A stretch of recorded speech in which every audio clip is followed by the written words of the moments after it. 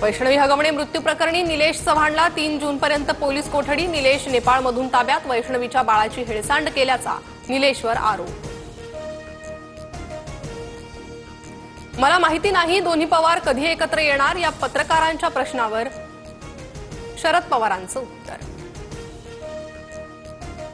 युद्धविरामासाठी पाकिस्तान विनवण्या करत होता। ऑपरेशन सिंदूर अजून संपलेलं नाही। शत्रू कुठेही असो त्याला उत्तर दिलं जाईल, मोदींचा पाकला इशारा। बीएसएफ कडून 118 पाकिस्तानी चौक्या उद्ध्वस्त। पाकिस्तानला सावरण्यासाठी अनेक वर्ष लागतील, अमित शहांची माहिती। राहुल गांधी पंतप्रधान असते तर त्यांनी पीओके परत आणलं असतं। राहुल गांधी आपल्यासाठी युद्ध जिंकू शकतात, रेवंत रेड्डी यांचं विधान। सिंधू पाणी करार आमच्यासाठी लक्ष्मण रेखा। पाण्याशी संबंधित बाबींवर पाकिस्तान कधीही भारतासमोर झुकणार नाही, पाक लष्कर प्रमुख असीम मुनीर यांचं विधान।